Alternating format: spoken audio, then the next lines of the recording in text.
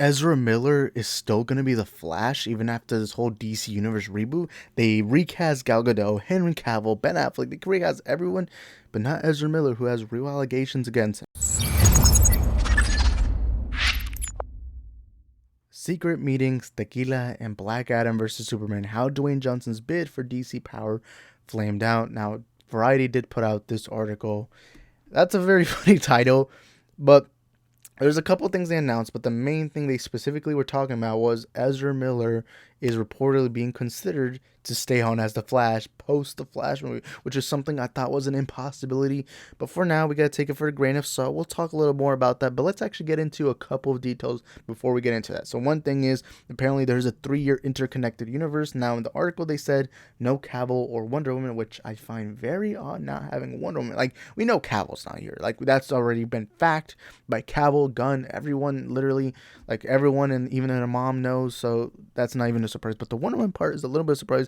Now that could be, maybe we're not hearing it right now. Again, we got to take these articles with a grain of salt because James Gunn has proven some of them to be wrong already. So we do have to make sure to take these with a grain of salt. Now, as of now, we do not know if this is right or wrong because James Gunn has not clarified it yet. So just take all of this with a grain of salt. Another thing is, The Rock apparently pitched a multi-year plan for Black Adam and Superman that he pitched to co-CEO, or not the co-CEO, but the main CEO of Warner Bros. Discovery, David Zaslav. His pitch was basically him and Hiram Garcia making this long story that was going to be Black Adam, Superman, which I find that really ridiculous because how do you make that into a big story? Like, to me, the idea of Black Adam and Superman fighting, that's something you build up for like one movie and you get that movie. This isn't like Darkseid, where with Darkseid you have to have a couple movies building up and then eventually you get Darkseid. Or with Thanos, you eventually build up to Thanos. Black Adam and Superman seems like a one done movie, boom, you're done, and then after that maybe they could come together and that's it. And you know what, I'll say this right now, I'm so glad Dwayne Johnson is not taking care of DC, because to me, I know for sure if he had taken charge of DC, Black Adam would have been this big main figure. And don't get me wrong, I want to see more Black Adam, I love his movie, but to be the face of DC, now that's a lot. That's a little too much. But anyways, another thing is Aquaman, Shazam, Blue Beetle, and Peacemaker all could be in James Gunn and Peter Safran's DC Universe plans. Now this one seems likely because if you look at it, now besides Peacemaker, all of these are coming out this year.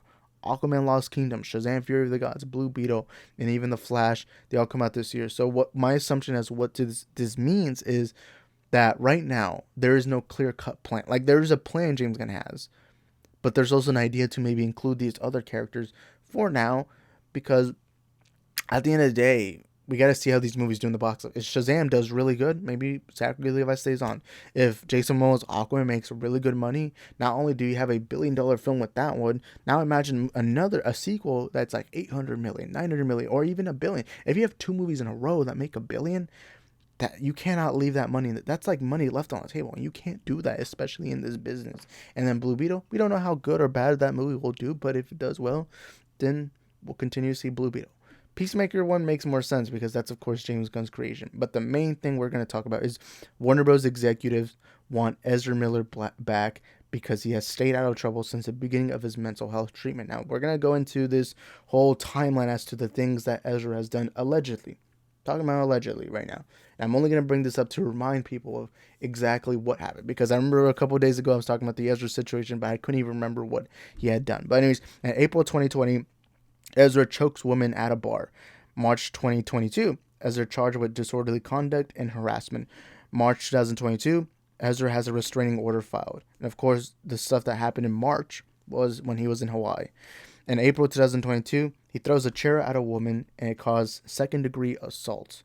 And then in June 2022, which is the more serious stuff that we don't know. This one, again, we don't know. But in June 2022, there were grooming allegations with Dakota, or whatever her name is. I don't remember. But in August 2022, he was accused of burglarizing a home in Vermont, and he stole alcohol in there. Now, that's a lot of stuff. That's a lot of stuff. But we do have to remind ourselves, the only thing out of here that was proven to be true was the first incident, which was the video of Ezra Miller choking a woman and slamming her to the ground. That's the only thing that's come out of it. So, again, take everything here with a grain of salt. We don't know if it's true. We don't know if it's not. For all we know, maybe Ezra did do this stuff. Maybe we didn't. But it is a little suspicious because I feel like everyone, whether you're a big movie pundit, whether you're just an average movie fan, I feel like everyone's just assumed that Ezra Miller's done as Flash. Because right now it makes no business sense to keep Ezra. Ezra has caused a lot of havoc, a lot of chaos.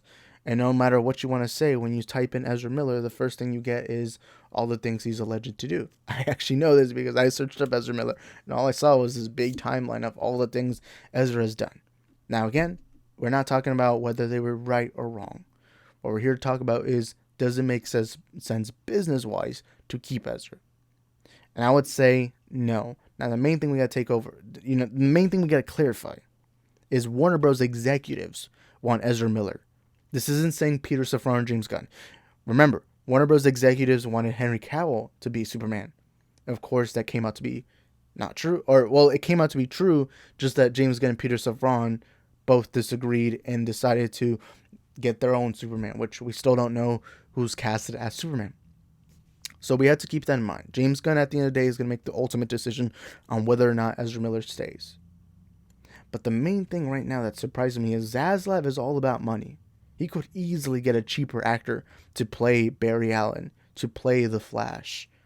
So he could easily, like, money isn't out not at the table. I guarantee you, any actor in the world wants to play Barry Allen, or Wally West, or whoever they want to do. But the main thing is, do they really want to be in the Ezra Miller business?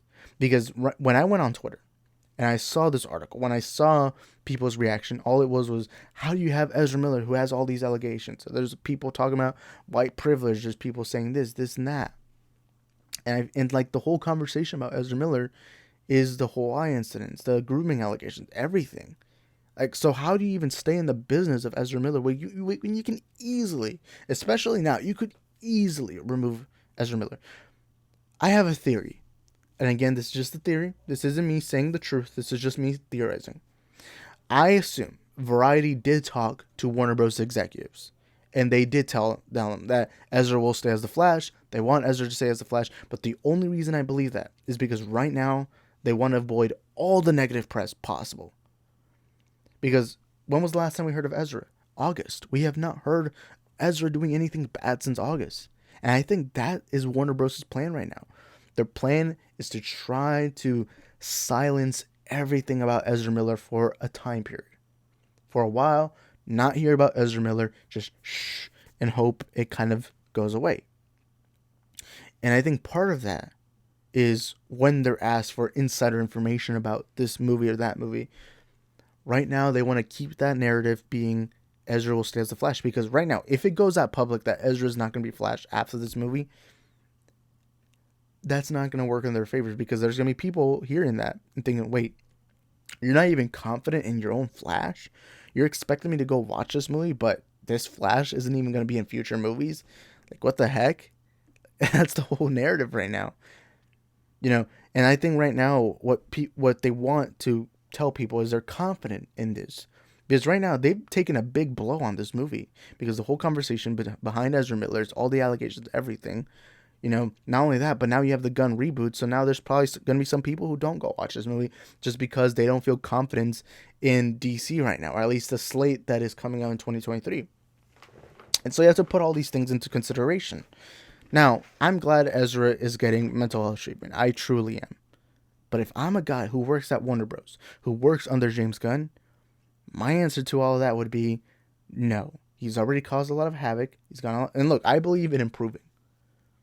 But if any of these allegations are true, especially, like, the only one that I really care about is the grooming. The grooming one, now that's a serious allegation.